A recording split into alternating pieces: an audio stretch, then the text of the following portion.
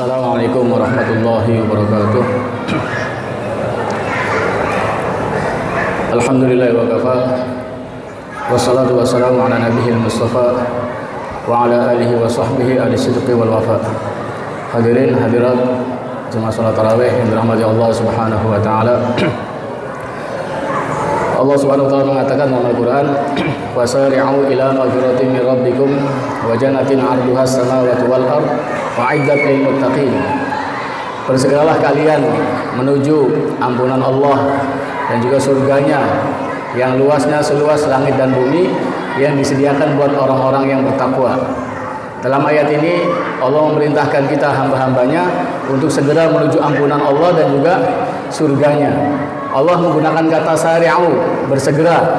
Jadi untuk perkara akhirat, untuk perkara agama, kita ini jangan main-main, jangan santai-santai, tapi harus segera, harus cepat-cepat kita lakukan. Semua rata-rata dalam Al-Quran, kalau perkara akhirat, Allah katakan segera, cepat. Wa idza nudiya lis-shalah fas'au ila dzikrillah.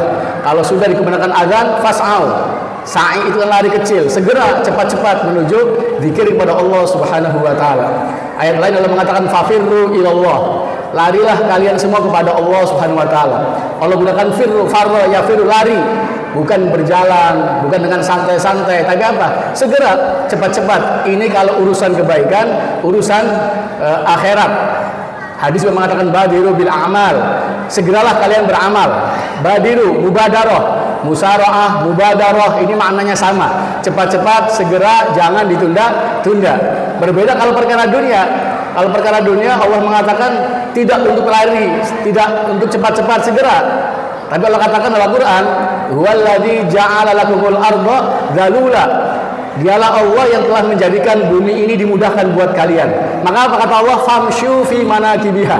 Berjalanlah kalian di pelosok-pelosoknya. Wa kulu min rizqi, dan makanlah dari rezeki Allah Subhanahu wa taala. Allah cuma mengatakan famshu, maka berjalanlah kalian. Tidak suruh berlari, tidak suruh segera, tidak suruh cepat-cepat. Kenapa? Karena perkara dunia. Jadi memang akhirat ini harus diutamakan daripada perkara dunia, agar diserahkan, disegerakan. Makanya para sahabat Nabi SAW kalau urusan kebaikan mereka segera. Ada seorang sahabat Umair Al-Hammam Al-Ansari, pernah dia Rasul mengatakan, wahai sahabatku, bangunlah dan menujulah surga yang luasnya seluas langit dan bumi. Umair nanya, wahai Rasul, apakah surga luasnya seluas langit dan bumi? Iya. Maka apa? Wahai Rasul, saya doakan, saya pun ingin masuk jadi ahli. Dia mengatakan bah. Maka kata Rasul, wahai si Umair, apa yang membuatmu mengucapkan bah? Maka kata Umair, wahai Rasul, saya ingin masuk ke surga tersebut. Kata Rasul, engkau adalah ahlinya. Maka dia sedang makan korma. Kata beliau, kalau saya dimakan korma sampai habis, ini kelamaan. Akhirnya dibuang kormanya, langsung dia berangkat ke medan jihad tanpa tunggu lagi, langsung segera. Rasulullah SAW pernah beliau sholat asar di Madinah, habis salam Rasul pergi, bahkan dengan segera melangkahi pundak-pundak sahabatnya, masuk ke kamar istrinya. Sahabatnya heran, ini Rasul kenapa kok biasa habis salam zikir dulu, ini tumben habis salam langsung melangkahi pundak sahabat masuk ke kamar Aisyah. Setelah itu Rasul kembali lagi, karena sahabatnya pada heran, Rasul menjelaskan, wahai sahabatku, tadi saya teringat habis sholat, saya itu ada emas di kamar saya, harta zakat yang belum saya bagi-bagikan. Saya tidak suka malam hari ini harta zakat itu masih ada di kamar saya. Saya suruh istri saya buat membagi-bagikannya dengan segera. Inilah Rasulullah SAW, kalau urus kebaikan, bagikan zakat, segera, langsung.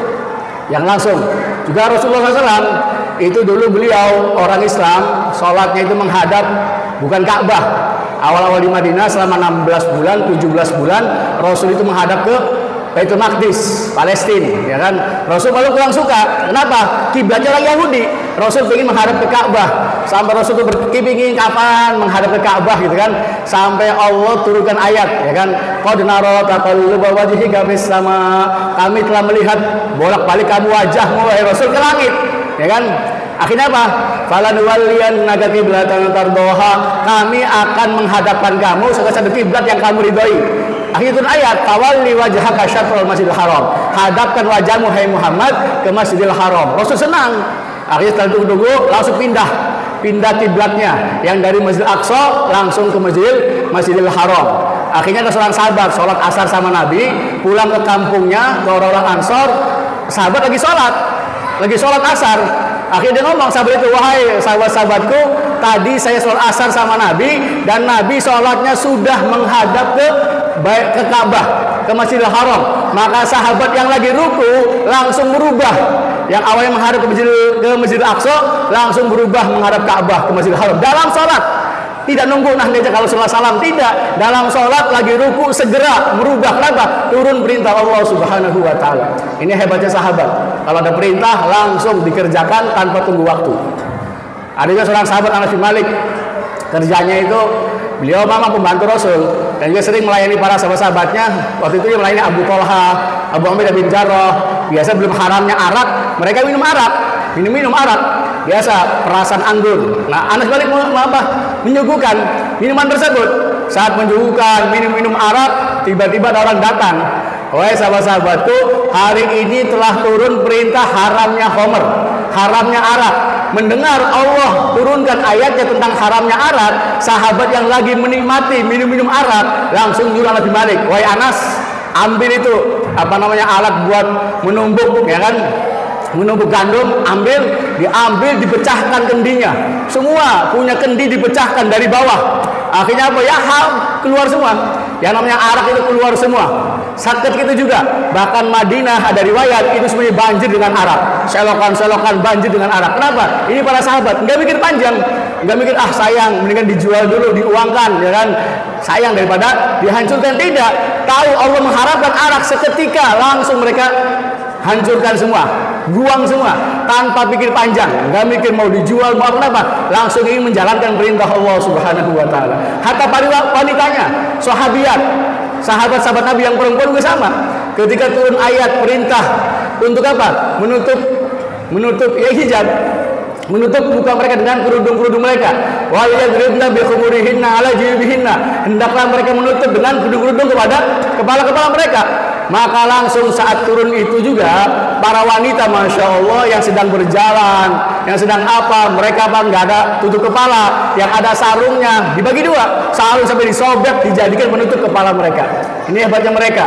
Turun perintah kerudung saja langsung, yang lagi berjalan aja nggak mau jalan, kadang-kadang ke tembok balikan mukanya, sampai aku ngomong ke temannya, ambilkan kain di rumah, langsung pakai kerudungnya. Bayangkan beda dengan kita hari ini, ngaku Islam, perintah sudah banyak, perintah pakai kerudung, tapi bertahun-tahun dari muslimah tidak pernah pakai kerudung. Sahabat Nabi dengar perintah itu langsung dikerjakan tanpa pikir panjang. Ini kelebihan para sahabat, mereka bersegera dalam kebaikan, dalam amal-amal kebaikan. Makanya masya Allah Abu Bakar Siddiq dipuji oleh Rasul pernah mengatakan, siapa yang pagi hari ini berpuasa? Saya, kata Abu Bakar. Siapa yang pagi ini ngantar jenazah? Saya, wahai Rasulullah. Siapa yang pagi ini menengok orang sakit? Saya, Rasulullah. Siapa yang hari ini memberi makan orang miskin? Saya, Rasulullah. Maka kata Rasul, majtama'na fimri'in ila dakhalal jannah. Tidaklah terkumpul sifat-sifat tadi kecuali dia pasti masuk surga. Jadi Abu Bakar itu masya Allah sekalipun puasa tidak ketinggalan amal nengok orang sakit, nantar jenazah, ngasih makan orang miskin, tetap beliau jalankan, bukan alasan untuk berhenti daripada berbuat amal kebaikan. Kita dalam puasa tidur saja, malas berbuat amal-amal soleh lainnya. Beda dengan para sahabat. Ada sahabat Ibnu Abbas lagi itikaf, tapi ada ngantar jenazah orang sakit, dia tinggalkan keluar dari itikafnya.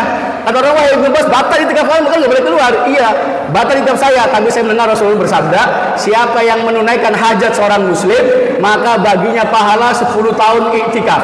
Dan satu hari itikaf, satu malam itikaf, pahalanya seseorang akan dijauhkan dari neraka sejauh 3 parit. 1 parit jaraknya antara langit dan bumi. Tapi karena Ibnu Abbas yang ngelihat besarnya pahala menunaikan hajat seorang muslim, dia keluar dari masjid tinggalkan itikafnya. Walaupun memang hadis ini masih diperselisihkan kesohihannya, banyak para ulama membicarakan tentang hadis ini. Intinya Ibnu Abbas walau itikaf juga dia masih keluar untuk menunaikan hajat seorang muslim. Kalau ada hajat orang muslim yang butuh keperluan kita, ya kan, entah orang sakit, entah lain sebagainya, maka beliau kan tunaikan hak-hak saudara muslimnya. Wallahu taala alam. Semoga dengan Ramadan tahun ini kita tambah semangat dalam menjalankan kebaikan, dan insya Allah kalau kebaikan sesegera mungkin, jangan tunda-tunda, jangan santai-santai, segera lakukan. Dan di akhir Ramadan ini Allah perintahkan zakat, akan tunaikan zakat juga. Semua amal kebaikan, semua perintah Allah kita jalankan dengan segera, jangan ditunda-tunda perintah Allah Subhanahu wa taala. Perintah orang tua saja, perintah atasan kita kalau ditunda-tunda, ya majikan marah. Kalau tidak langsung kerjakan, apalagi Allah Subhanahu wa taala, kita harus segera menjalankan semua perintah Allah Subhanahu wa taala. Wallahul muwaffiq ila aqwamit thoriq. Assalamualaikum warahmatullahi wabarakatuh.